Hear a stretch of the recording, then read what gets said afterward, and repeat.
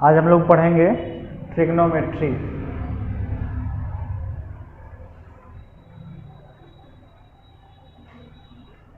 क्या पढ़ेंगे? Trigonometry. Trigonometry जो है, ट्रिग्नोमेट्री 3 वर्ड से मिलकर बना हुआ है।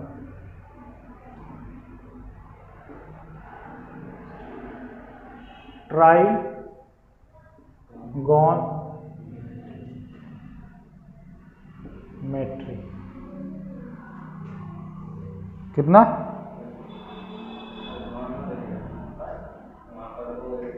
हाँ, ट्राइगोन करिए या ट्राइगोनो, ये शब्द इसी में आता है। ट्राइगोन, इसमें ये सारे 3 शब्दों से मिलकर बना हुआ है। ट्राई मतलब होता है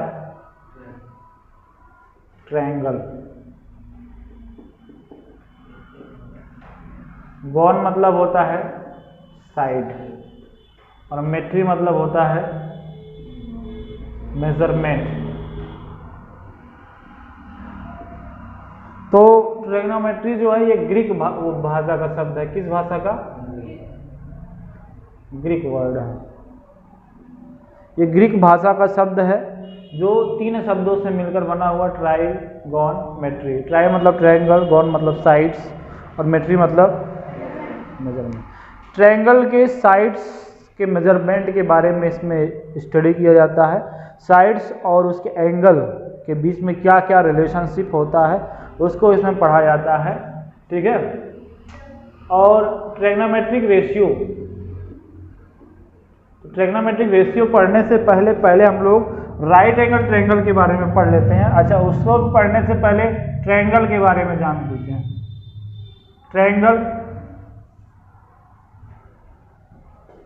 ट्रायंगल जो होता है, area enclosed by 3 sides are called triangle.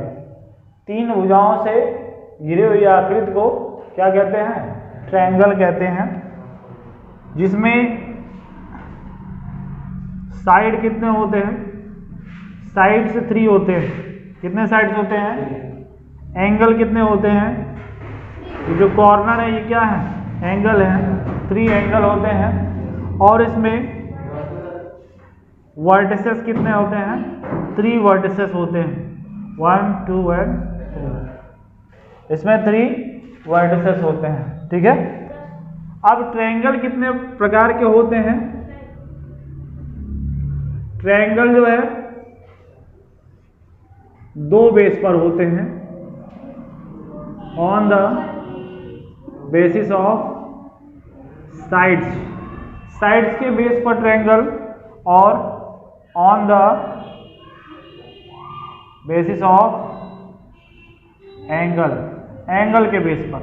Side के बेस पर ट्रायंगल जो होते हैं वो 3 होते हैं। एक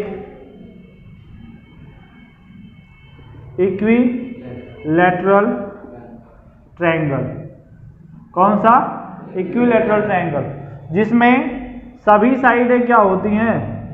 इक्वल होती हैं, और ईच एंगल्स आर 60 डिग्री, सभी एंगल 60 डिग्री के होते हैं। फिर उसके बाद आइसोसेलेस ट्रायंगल। इसमें क्या होता है? 2 साइडें कोई इक्वल होंगी और एक साइड इक्वल नहीं होता है, और जो साइडें इक्वल होती हैं उनके अपोजिट एंगल, आमने सामने के जो एंगल होते हैं वो इक्वल होते हैं। ये एंगल इक्वल नहीं होगा। ठीक है। और एक होता है स्केलेन ट्रायंगल। कौन सा? Scalene triangle. स्केलेन ट्रायंगल में कोई भी साइड इक्वल नहीं होता है। तीनों साइड अलग अलग मेजरमेंट के होते हैं। ठीक। इक्विलैटरल में all sides are equal and each angle are 60 degree, सभी एंगल 60 डिग्री के होते हैं। आइसोसेलेस ट्रायंगल में 2 साइड इक्वल होता है, तीसरा साइड इक्वल नहीं होता। जो दोनों साइड इक्वल होते हैं उनके अपोजिट एंगल इक्वल होते हैं। और स्केलर ट्रायंगल में कोई भी साइड्स इक्वल नहीं होते हैं। फिर उसके बाद आता है on the basis of angle. Angle के बेस पे जो ट्रायंगल होते हैं वो भी 3 होते हैं। पहला होता है acute angle triangle.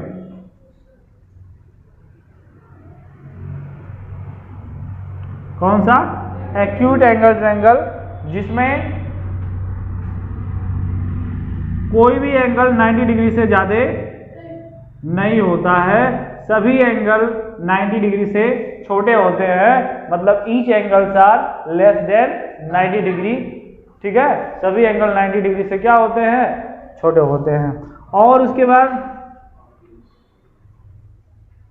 Obtuse angle triangle. Obtuse angle triangle में क्या होता है? At least one angle is greater than 90 degree. Obtuse angle triangle में क्या होता है? कम से कम एक एंगल ऐसा होना चाहिए जो 90 डिग्री से क्या हो? ज्यादा हो। और बाकी जो दो एंगल होते हैं वो ना तो 90 होते हैं और ना ही 90 से ज्यादा होते हैं, 90 से कम होते हैं। अगर किसी ट्रायंगल में ऑब्ट्यूज एंगल, एक एंगल ऑब्ट्यूज बन रहा, तो बाकी दो एंगल क्या होंगे? 90 से छोटे होंगे। क्या होंगे? 90 से छोटे होंगे। फिर उसके बाद एक और आता है, वहां जगह नहीं, यहां भी बता दे रहे हैं एंगल के बेस पर। Right angle triangle. कौन सा? Right angle triangle. Right angle triangle में क्या होता है? एक एंगल जो है 90 डिग्री होता है, at least one angle is 90 degree. एक एंगल क्या हो? 90 डिग्री होता है, और बाकी जो दोनों एंगल होते हैं वो 90 से हमेशा क्या होते हैं? छोटे होते हैं। किसी भी ट्रायंगल में ना तो दो ऑब्ट्यूज एंगल हो सकते हैं और ना ही दो राइट एंगल हो सकते हैं। अगर दो ऑब्ट्यूज एंगल हो गए तो ट्रायंगल बनेगा ही नहीं, दो राइट एंगल हो गए तब भी ट्रायंगल नहीं बनेगा। क्यों? क्यों ऐसा? क्योंकि ट्रायंगल में अगर ये 1 है, ये 2 है, ये 3 है, सभी एंगल का सम जो है 180 डिग्री होता है। कैसे 180 डिग्री होता है? जैसे यहाँ पे हमने पैरेलल ड्रा किया, पैरेलल लाइन बनाया, तो ये एंगल 3 है तो ये भी एंगल 3 हो जाएगा, क्योंकि देखिए यहाँ पे जेड बन रहा है। पैरेलल लाइन के बीच में अल्टरनेट इंटीरियर एंगल इक्वल होंगे कि नहीं होंगे? यहाँ पर ये 2 है तो ये भी क्या होगा? 2 होगा, क्योंकि यहाँ पे भी देखिए जेड बन रहा है, अल्टरनेट इंटीरियर एंगल। ठीक है, और 1, 2 और 3 ये तीनों मिलकर कितना होंगे? 180। लीनियर पेयर एंगल होंगे, हो जाएंगे, स्ट्रेट लाइन पर बने हैं, सभी एंगल का सम कितना होता है? 180। तो angle 1 plus angle 2 plus angle 3 कितना हो जाएगा? 180 डिग्री। इसलिए किसी भी ट्रायंगल का इंटरनल एंगल का सम 180 से ज्यादा नहीं होता है। ठीक है, ट्रायंगल, किसी भी ट्रायंगल का इंटरनल एंगल का सम कितना होता है? हमेशा 180 डिग्री होता है। अगर दो ऑब्ट्यूज एंगल बन गए, 90 से ज्यादा बन जाएंगे, तो तीसरा एंगल कहां से बनेगा? या दो राइट एंगल बन जा रहे हैं, दो राइट एंगल बन गए 90-90, तो दोनों ही मिलकर एक 180 हो गए, तो तीसरे के लिए जगह कहां से बचा? जबकि तीनों को मिलकर 180 होना, दो ही 180 हो जा रहे हैं। इसलिए कभी भी एक ट्रायंगल में दो राइट एंगल नहीं हो सकते और ना ही दो ऑब्ट्यूज एंगल हो सकते। अगर किसी ट्रायंगल में एक राइट एंगल बन रहा है तो बाकी जो दोनों होंगे वो क्या होंगे? एक्यूट एंगल होंगे, 90 से कम होंगे। तो इस तरह हम लोगों ने ट्रायंगल के टाइप्स देखे, 3 on the basis of side, 3 on the basis of angle. Sides के बेस पे इक्विलैटरल, आइसोसेलेस, स्केलर ट्रायंगल, और एंगल के बेस पर acute angle triangle, obtuse angle triangle है, राइट एंगल ट्रायंगल। तो जो हम ट्रिग्नोमेट्री पढ़ेंगे, ट्रिग्नोमेट्री में पूरा किस पे पूरा खेल होगा? पूरा खेल जो है राइट एंगल ट्रायंगल में ही होगा। ठीक है, अब राइट एंगल ट्रायंगल में 90 डिग्री के सामने वाले साइड को कहा जाता है हाइपोटेनियस कहा जाता है। क्या कहा जाता है? हाइपोटेनियस कहा जाता है, जिसे हिंदी में कर्ड कहते हैं। क्या कहते हैं? अच्छा, इसका नाम हिंदी में नहीं बताया गया, हिंदी में इसे कहा जाता है समबाहु त्रिभुज। समबाहु त्रिभुज, इसको कहा जाता है समद्विबाहु त्रिभुज, इसको कहा जाता है विषम बाहु त्रिभुज, इसको कहा जाता है न्यून कोण त्रिभुज, इसको कहा जाता है अधिक कोण त्रिभुज, और इसको कहा जाता है समकोण त्रिभुज। क्या कहा जाता है? समकोण त्रिभुज। 90 डिग्री के सामने वाली साइड, जो 90 डिग्री का अपोजिट साइड होता है, उसे कहा जाता है हाइपोटेनियस। हिंदी में कहा जाता है कर्ड। क्या कहा जाता है? कर्ण। अगर यहाँ पे अगर कोई एंगल है, इस एंगल के लिए बात होगा तो इस एंगल के अपोजिट जो साइड होगी उसे क्या कहा जाएगा? परपेंडिकुलर, हिंदी में लंब कहा जाता है। और जिस साइड पर ये 90 डिग्री है और ये एंगल है उस साइड को कहा जाता है बेस, आधार कहा जाता है। समझ में आया? तो ट्रिग्नोमेट्रिक में कुछ बेसिक चीजें हैं जो सीखना है।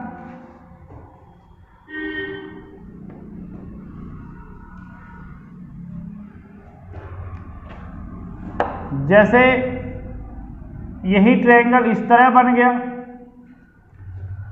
ये 90 डिग्री है, ये मान लीजिए एंगल थीटा है, ये 90 डिग्री है, ठीक है। तो 90 डिग्री के सामने वाले साइड को क्या कहा जाएगा? हाइपोटेनियस। और थीटा के सामने वाले साइड को क्या कहा जाएगा? परपेंडिकुलर। और जिस पर ये दोनों बने हुए हैं उस साइड को क्या कहा जाएगा? बेस। हाइपोटेनियस को हिंदी में कर्ण कहा जाता है, परपेंडिकुलर को लंब कहा जाता है और बेस को आधार कहा जाता है। ठीक। अगर यही ट्रायंगल इस तरह हो जाए, ये 90 डिग्री है, थीटा इस बार ये नीचे हो जाए,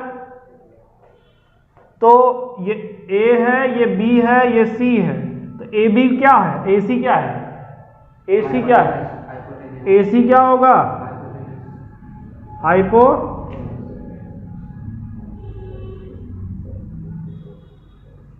हाइपोटेनियस हो जाएगा। और 90 के साथ थीटा के सामने वाली साइड क्या होगी?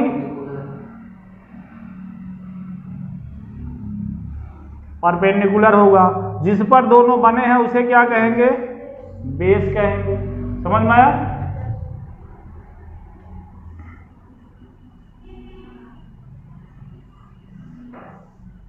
अगर ये थीटा है, ये 90 डिग्री है, पी की बात, तो बताइए, अच्छा इसको पढ़ा क्या जाता है? थीटा। ठीक है। 90 डिग्री के अपोजिट साइड क्या कहलाता है? हाइपोटेनियस। और थीटा के अपोजिट साइड परपेंडिकुलर। ठीक है। हाँ?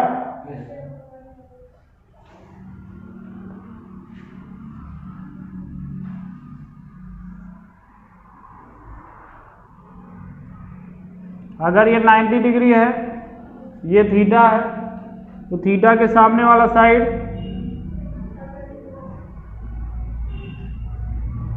नाइन्टी के सामने वाला, और ये क्या होगा? बेस होगा। ठीक है। तो इस तरह ये हो गया। अब इसमें, अच्छा इसमें बेस नहीं लिखा गया, ठीक, बेस हो गया।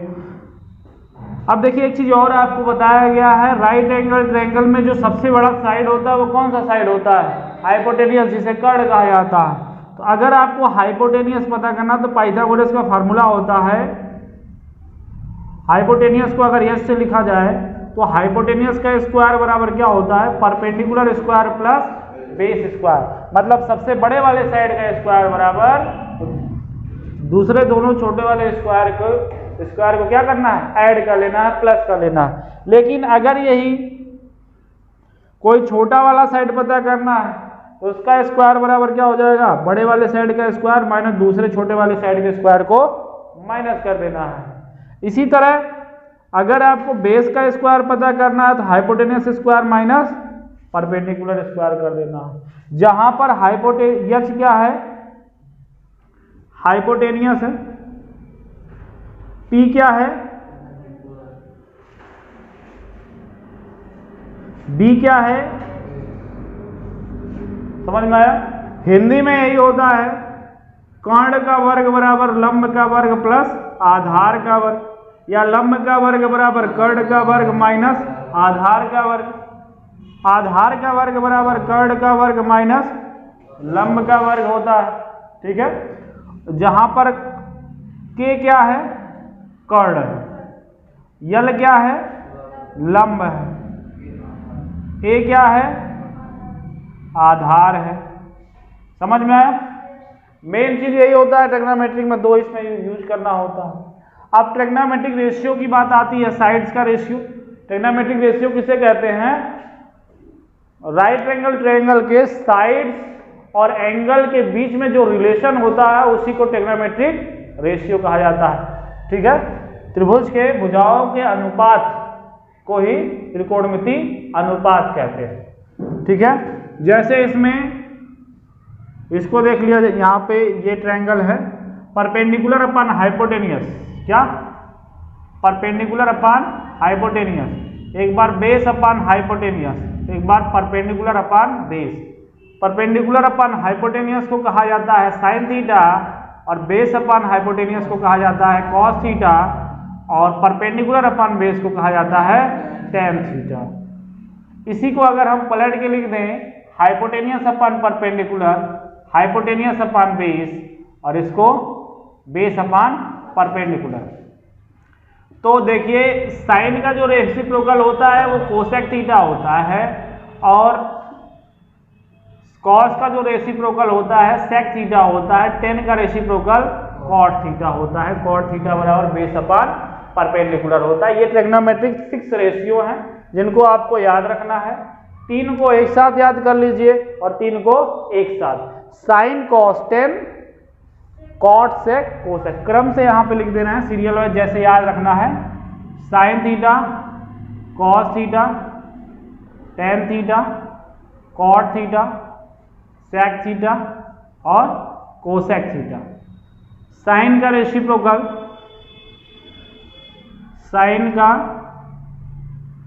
रेसिप्रोकल होता है कोसेक, कॉस का रेसिप्रोकल होता है सेक, टेन का रेसिप्रोकल होता है कॉट।